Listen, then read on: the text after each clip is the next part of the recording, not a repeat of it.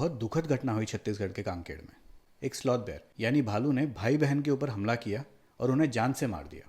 बीच बचाव करने एक और औरत आई, उसे बुरी तरीके से घायल कर दिया। वो कुछ दिनों तक तो हॉस्पिटल में एडमिट रही और रिसेंटली न्यूज़ आई कि उसकी भी मौत हो गई है। सभी लोग 40 साल की उम्र से ऊपर थे। बता रहे हैं कि भालू फीमेल थी। कुछ दिन पहले उसके एक कब की डेथ हो गई थी। अननेचुरल डेथ होने के कारण प्रोटोकॉल के मुताबिक उस कब की डेड बॉडी को लेके गए पोस्टमार्टम के लिए। पोस्टमार्टम में ये सामने आया कि उसकी डेथ सीवियर लिवर इन्फेक्शन के कारण हुई थी। लोकल्स के अनुसार तब से ही ये फीमेल स्लॉथ बेयर काफ़ी एग्रेसिव हो गई थी। उसका एग्रेशन इस हद तक था कि उन इंसानों को मारने के बाद उसने उनकी बॉडी को पूरी तरह से चीर फाड़ दिया था।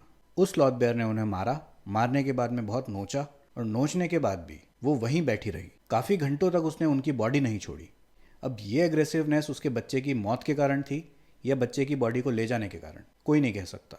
बट अननेचुरल डेथ के केस में प्रोटेक्टेड जानवरों की बॉडी का पोस्टमार्टम ज़रूरी होता है, कारण जानने के लिए। कहीं कोई बीमारी तो नहीं फैल रही, कहीं शिकार तो नहीं किया गया, या कहीं कोई जहर तो नहीं दिया गया।